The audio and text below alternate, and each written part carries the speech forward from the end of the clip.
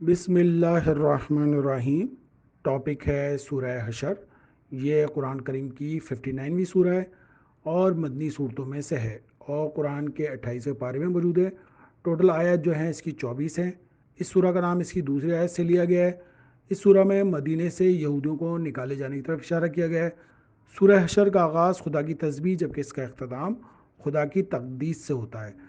جنگ بنی نذیر میں مسلمانوں کے ہاتھوں یہودیوں کی شکست، جنگ کے بغیر مال، اموال اور غنائم کی تقسیم کا حکم، منافقین کی ملامت اور ان کی منافقت کا برملا ہونا ہے۔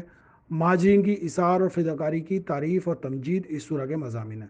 حدیث میں جو شخص سورہ حشر کی تلاوت کرے گا تو دوسری تمام موجودات اس شخص پر صلوات بھیجتے ہیں اور اس کی مغفرت کے لیے دعا کرتے ہیں۔ اگر تلاوت کے دن یا رات کو اس شخص کی موت واقع ہو جائے تو اسے شہیدوں میں شمار کیا جائے گا۔ رسول خدا فرماتے ہیں جو شخص سورہ حشر پڑھے تو جنت، دوزخ، عرش اور کرسی، حجاب، ساتوں آسمان، ساتوں زمینیں، حشرات الارض، ہوائیں، پرندے، درخت، چلتے پھرتے ہوئے جاندار، چاند اور سورج، ملائکہ سب اس کے لیے دعائیں مغفرت کریں گے، اور اگر وہ اس دن یا رات فوت ہو جائے تو شہید شمار ہوگا۔ امام جعفر صادق علیہ السلام فرماتے ہیں جو شخص سورہ رحمان اور سورہ حشر غروب آفتاب کے وقت پڑھے تو خدا ایک فرشتے کو ننگی تلوار کے ساتھ اس کے گھر کی حفاظت پر مامور کرے گا۔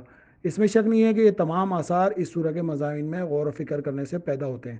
یہ غور و فکر اس کی قرات کے نتیجے میں حاصل ہوتا ہے اور انسانی زندگی پر اپنا عکس ڈالتا ہے۔ اس کے جو مضامین ہیں اس کی سورہ کے لحاظ سے، سورہ حشر کے جو مضامین ہیں اس میں آیت نمبر 1 سے لے کے 5، اللہ کی مخالفت کا انجام ناکامی اور ذلت، خدا اور رسول کی مخالفت سے یہودیوں کی ذلت، تمام موجودات کی تسبیح اللہ کی عزت کی علامت ہے، یہودی جو تھے قلعے میں تصویر ہوئے اللہ کی قدرت کی نشانی ہے، اللہ اور پیغمبر کی مخالفت پر یہودیوں کی ابدی ذلت ہے۔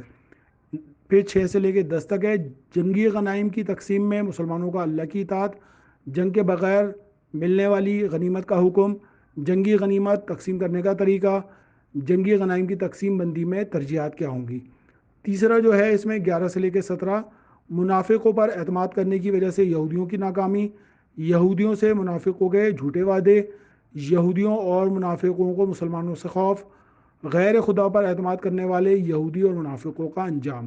اس کے 18 سے لے کے اور 22 تک جو ہے زندگی میں ہمیشہ اللہ کے فرامین پر توجہ کی ضرورت ہے، اللہ کے فرمان کے مقابلے میں مومنوں کی ذمہ داریاں کیا ہیں، کائنات کے فرما روا خدا کی اوصاف کیا ہیں۔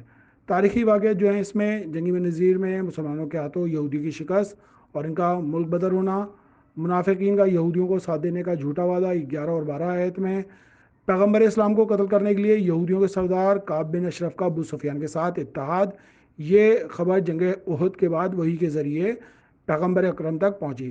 قبیلہ بنی نذیر کے ایک یہودی عمرو بن جاش کہ پیغمبر اکرم کو قتل کرنے کی سازش، پیغمبر اکرم کی شان میں توہین آمیز اشعار بیان کیے کچھ لوگوں نے۔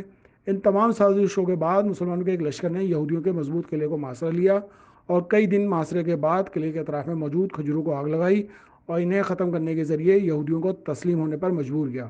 جنگ کے بغیر مسلمانوں کو کامیابی ملی۔ مسلمانوں کی کامیابی کے بعد پیغمبر اسلام نے یہودیوں کو مدینہ چھوڑنے پر مجبور کیا اور وہ گھر بار چھوڑ کر مختصر ساز و سامان کے ساتھ مدینے سے چلے گئے۔ کچھ لوگ جو ہیں شام، بعض خیبر کی طرف اور بعض حیرہ کی طرف چلے گئے۔ مولا کائنات کا ایک سوال تمام مومنین کے لیے، آخر کیا وجہ ہے کہ تمہارے مخالف گمراہی میں رہتے ہوئے تم سے زیادہ ثابت قدم ہیں اور وہ اپنی گمراہی کو پھیلانے کے لیے تم سے زیادہ دولت خرچ کرتے ہیں؟ اس کا بس سبب یہی ہے کہ تم دنیا کی طرف مائل ہو چکے ہو، لہذا تم ستم برداشت کرنے پر راضی ہو چکے ہو اور تم کنجوسی کو اپنا لیا ہے اور تم نے اس چیز کو چھوڑ دیا ہے جس میں تمہاری عزت اور سعادت ہے اور جس میں تمہارے دشمن کے خلاف تمہاری قوت ہے۔ تمہیں نہ تو اپنے خدا کے فرمان کا پاس ہے، نہ ہی اپنی جانوں پر رحم کرتے ہو۔ ہر روز تم پر ظلم ہو رہا ہے اور پھر بھی تم خواب غفلت سے بیدار نہیں ہوتے اور تمہاری کاہلی ختم نہیں ہوتی۔ تمہارے دشمن کی مکمل تباہی کے لیے بات کافی ہے کہ تم اللہ کی فرمانبرداری میں زندگی بسر کرو اور تمہارا دشمن خدا کی نافرمانی کرے۔